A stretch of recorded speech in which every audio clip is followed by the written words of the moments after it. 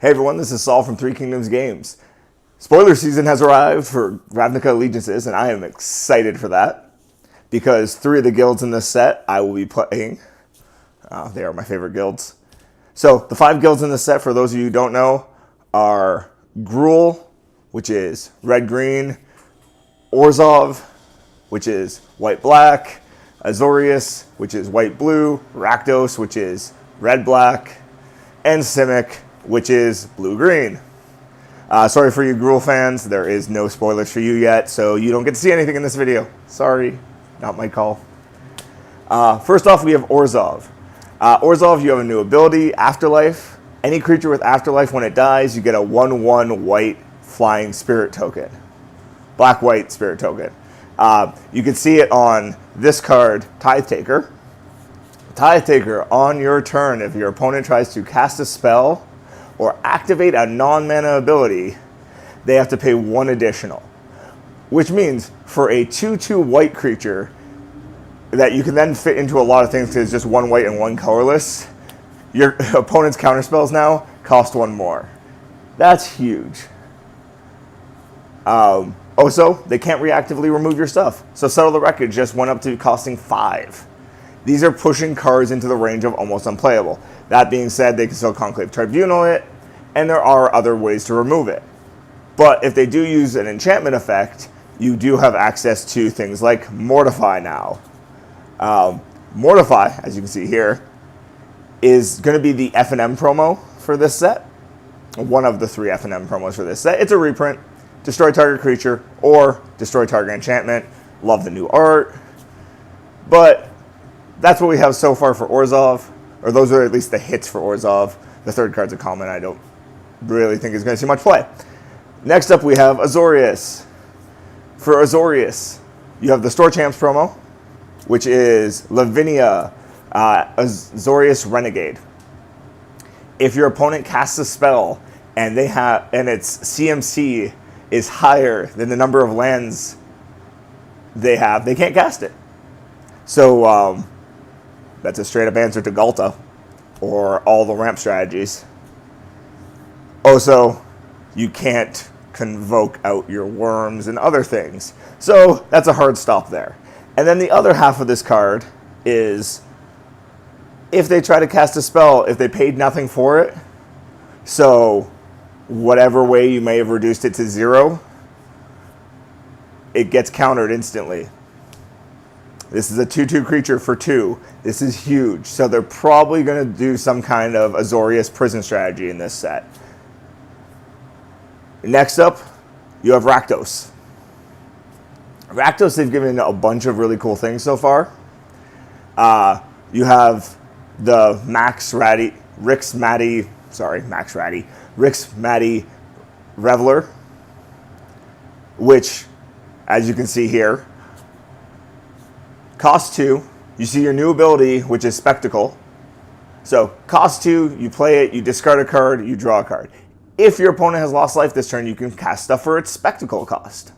The Spectacle cost on this one being 4, I think pushes it to almost unplayable, but I could be wrong because, refilling your hand late game with an aggro deck is great because instead of discarding a card, you discard your entire hand and draw 3 cards. So you probably played it with no cards in hand, let's be fair.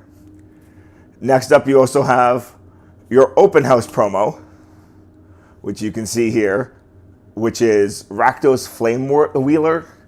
When it comes into play, it's 4 for a 4/3. Comes into play, deals 2 damage to target opponent and 2 damage to target creature or planeswalker. Great card. I don't really have a lot of bad things to say about it. 4 for a 4/3 is kind of on curve, kind of below curve because it's very specific mana, but with it doing removal and burn, you might get in those last points of damage to win. Your next F&M promo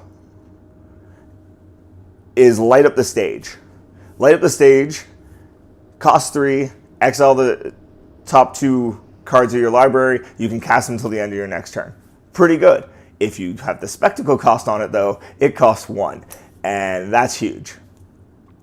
So, for 1, you get to exile 2 cards from your library, and you have the choice to play them till the end of your next turn.